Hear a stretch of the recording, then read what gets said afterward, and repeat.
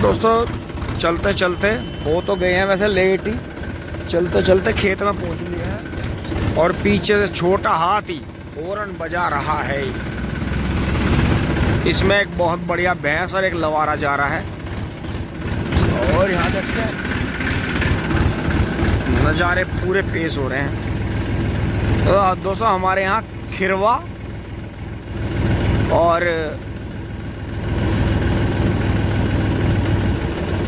दोस्तों इस भैंस में जो है गर्दन हिलाने की समस्या है, लगातार गर्दन जो है हिलाती जा रही है। तो इसी वजह से इसे इसके मालिकों ने बेचा है। तो दोस्तों आज फिर बबलू भाई ने इसमें थोड़ा सा पानी चलाया है गन्ने में, ये देखें। तो दोस्तों यही है, अब इसमें छोल आनी है। तो आज जो है हमें आगे चलना है। बाबा राम राम। कुछ वैसा सामान तो ना रखा आगे मगा। तो देखें आप गेहूं पर रंग कितना आया है और अब की बारी ने ज़्यादा खींच के पानी देंगे तो ये पूरा ब्यात अपना कर देंगे। क्योंकि दोस्तों जब साथ के साथ ही पत्ती जोत के गेहूं की बुआई करते हैं तो उसमें जो है, क्योंकि पहला 3 साल पेडी काटी है इसमें, तो दोस्तों जैसा लाइनिंग थी ना, बीच में खाली जगह थी, वहाँ काले हैं और जिस लाइनिंग में गन्ना था उसमें पीले गेहूँ उग रहे हैं। तो इससे फ़र्क पड़ता है। तो गेहूँ पर रंग बढ़िया आ जाएगा। दोस्तों गोबर को वहीं उतारेंगे ले जाके, जो लाइन रह रही थी 12 के बराबर में। तो दोस्तों देखिए धान कितना अच्छा खिल रहा है, बहुत बहुत शानदार। ये देखिए गर्म दिन आते ही नेपियर चल पड़ा है अपने आप ही ऑटोमेटिक, कोई खाद की जरूरत नहीं, कुछ नहीं। तो दोस्तों यहाँ से ही आज पानी इसमें चल रहा है। जो 18 बांधा था दोस्तों, कुछ रह गया था बगैर बंधा, उसे जो है फिर बांध देंगे। और गेहूं में भी दोस्तों इनमें भी पानी आएगा, ये भी सूख गए हैं, सफ़ेद हो गया बिल्कुल। तो दोस्तों यहाँ से पीछे हटाएंगे। अब दोस्तों धीरे धीरे काम करना शुरू करना पड़ेगा खेतों में। मम्मी का ये इंतज़ार नहीं कर सकते कि मम्मी आएंगी नहीं आएंगी, क्योंकि दोस्तों ये बड़े बुजुर्ग हैं, ये जहाँ भी चाहें आए जाएँ, कोई दिक्कत नहीं है। हमें अपना काम टाइम से करना है, नहीं तो हमें दोस्तों गन्ने ज़्यादा छीनने पड़ेंगे फिर गर्मियों में लास्ट में। अब की बार मिल भी जल्दी बंद होंगे। दोस्तों बुग्गी जो है खाली कर देते हैं, क्योंकि दोस्तों यहाँ से लेकर 12 तक की ये लाइन रह गई थी। तो 3 ढेरी इसमें बना देंगे और 3 ढेरी फिर उतर जाएंगी।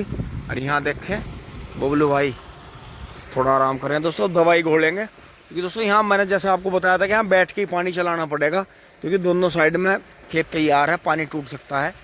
तो इसमें जो है जितना भी बंधा हुआ है बगैर बंधा है उसका देखेंगे जैसे भी होगा। तो दोस्तों काम कर लेते हैं फटाफट।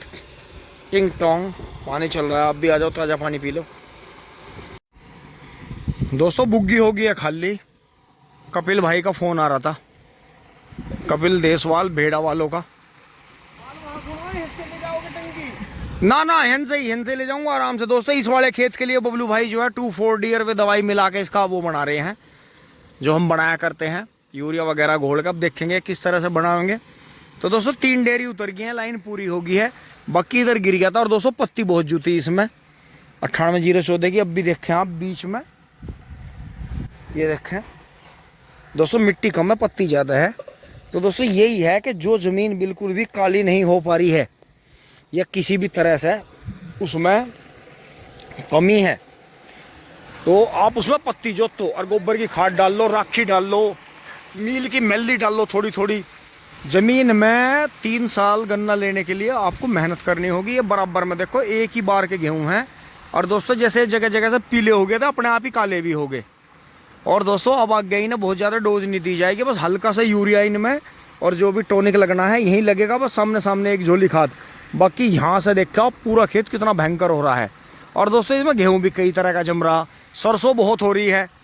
लेकिन दोस्तों हम बिल्कुल भी अंदर घुसेंगे नहीं, क्योंकि गेहूँ ख़राब होता है। अब अपने दोस्तों अगले काम पे चलते हैं। यहाँ दोस्तों सब धो धा दिया है, बढ़िया चमका दिया, होद्दी भी धो दी है और ये पल्ली वगैरह धो के सारी साफ़ कर दी हैं। बुग्गी पे को भी दोस्तों झाड़ू घुमा देते हैं। अब बबलू भाई जो है दवाई घोलेंगे ये। और ये भी झुंडा जो है देखो कई साल से चल ही रहा है, जो इस खेत में से उखड़ के यहाँ लग गया होगा। बाकी ये इधर देखो कितना सोना। दोस्तों ये ऑटोमेटिकली चल जाता है जब गर्म दिन आ जाते हैं। तो अब ये जो है पूरी गर्मी मज़ा देगा। एक तो 2 बोझ कट के जाया करेंगे। बाकी 98-014 का मेढा भी चल पड़ा है ऑटोमेटिकली। और बबलू भाई जो है दवाई घोल रहे हैं 2,4-D एंड थिंक फोंग। अल्ट्राजिन बैटरी भी है थोड़ी थोड़ी, हाँ हल्की मात्रा ही रखियो, ज़्यादा नहीं, एकदम जलाना नहीं, बस ऐसा हो हल्का डाउन हो जा और गन्ना ऊपर कूट जा। तो दोस्तों अब लगते हैं अपने काम पे।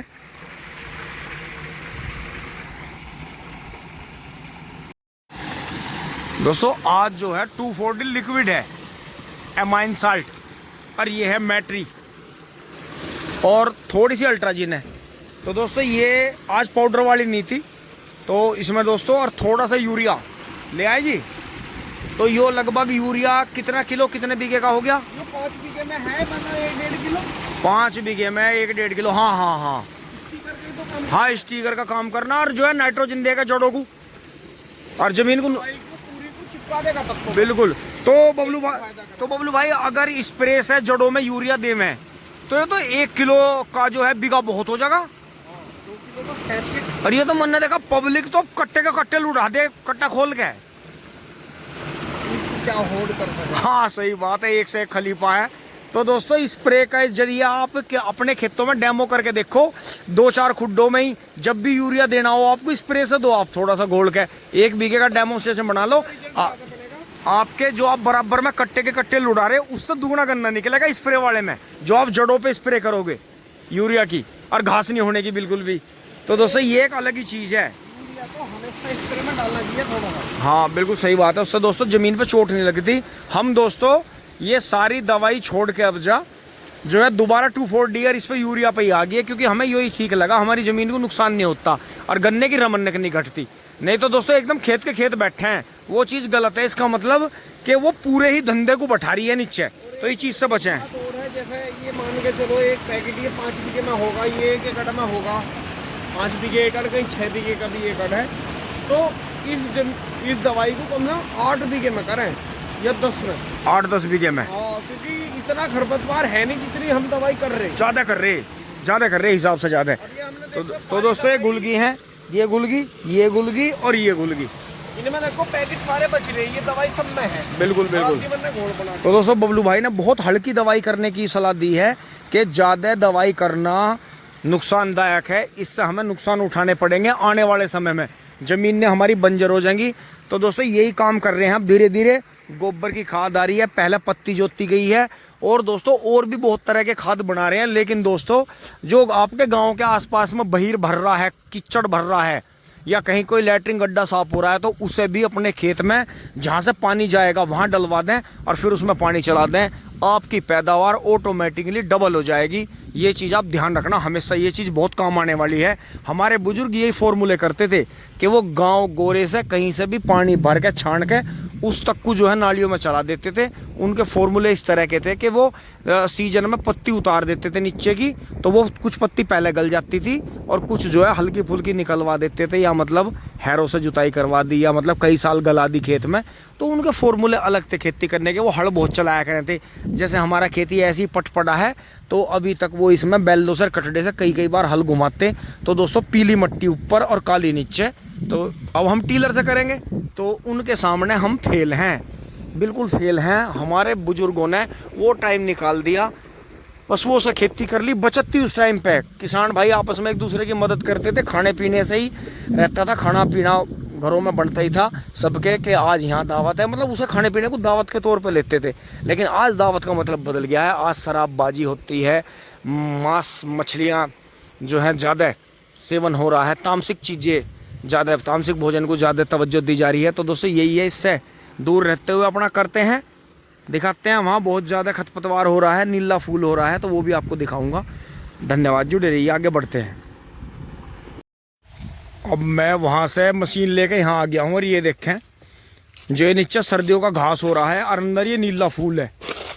तो दोस्तों इस पर करते हुए चलेंगे। ये देखो यहाँ ये जो खेत का जो इसने पूरा रस चूसा हुआ है नीले फूल ने, देखें।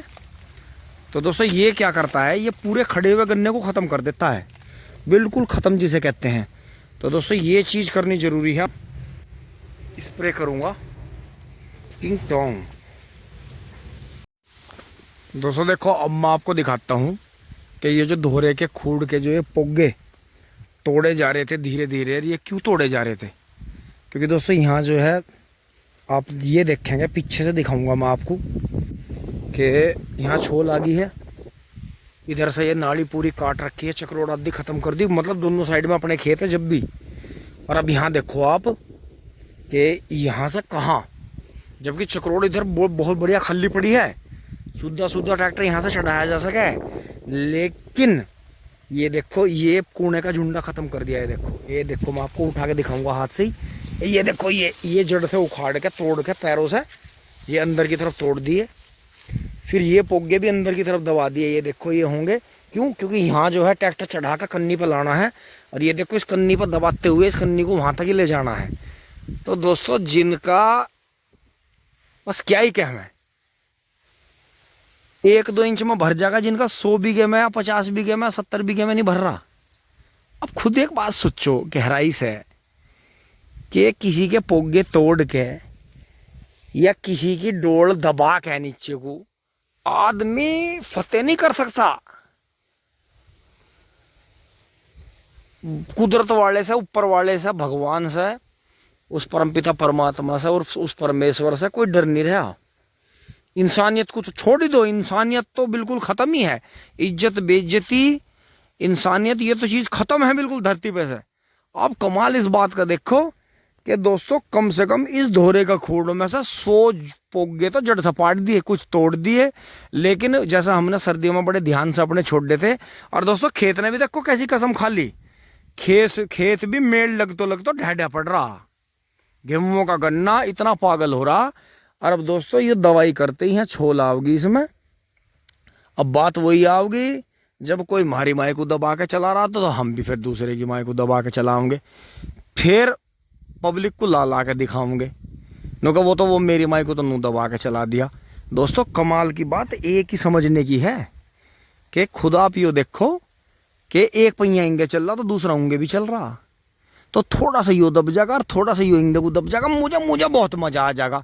इन्हें नू नहीं पता जब 20 ट्रॉली गांडा इस खेत में से हम गेरेंगे तो हम कितना दबा के चलाओगे। आदमी आगे तक की नहीं सोचता, मतलब एक जो 70 साल का 80 साल का आदमी है वो आगे तक की नहीं सोच रहा। एक 40 साल के आदमी ने अगले जन्म तक की बात देख ली कि अगर मैं ऐसी करतूत इनके साथ में करूंगा तो मैं आगे भरूंगा, मेरा आगे जो है कुल जो है परेशान रहेगा। तो दोस्तों ये सारी बात मन में देख लिया, आदमी को सारी बात पता है, सारी बात का उसे पता है परिणाम क्या होंगे, क्या हो रहा है अब जो है उसके करे से दूसरे के साथ में और उसके साथ में। लेकिन दोस्तों आदमी डरता नहीं बिल्कुल भी ऐब करने से, किसी के झुंडे फाड़ने हो, किसी का कुछ नुकसान करना हो, किसी के माए को पहिया दबा के चलाना हो, इन चीजों में आदमी पूरी जिंदगी काट दे। वो पता लगा नुका वो ऐब था उसमें और उनने वो सारे की सारी रियासत उस ऐब में कोई बांट दी, उस ऐब में खत्म कर दी। तो दोस्तों यही बात है, हमने देखा ऐबदार आदमी कुदरत वाले के काबू में आवे और किसी की वजह, जैसा वो कहे ना कि हराम आदमी औलाद के काबू में आ जा, नु आ जा, जो औलाद के भी काबू में नहीं आता वो फिर लास्ट में भगवान के काबू में आवे, उसे भगवान ही काबू करे। तो इसलिए दोस्तों उससे बच के रहना चाहिए, उसे भगवान के हवाले कर देना चाहिए। लेकिन फिर भी एक शिकारी कुत्ते की तरह, जैसे एक शिकारी स्वान होता है, एक सूंघ, एक अपनी नज़र, एक अपना दिमाग उस पर हमेशा रखो कि कहीं वो ज़्यादा बड़ा ध्यान आपका ना भटका दे या आपको ज़्यादा परेशान ना कर दे या आपका ज़्यादा बड़ा नुकसान ना कर दे। तो बस दोस्तों इतना ही है, चौकस रहेंगे, जितना दबा लेंगे कोई बात नहीं। 20 ट्रॉली गांडे गिरने इस खेत में से, लास्ट में 16, 17, 20 जो भी ऊपर वाला देगा परमात्मा ठीक ठाक रखे। दोस्तों फिर स्टीयरिंग हमारे भी हाथ में, हम भी फिर मानने नहीं, हम भी दबा के चलाओगे। अब आप देख लियो, मैं आपको सारा दिखाऊंगा, लास्ट की पहली ट्रॉली सर, लास्ट की ट्रॉली लो। अब मैं अपने काम में लग रहा हूँ, टिंग टोंग।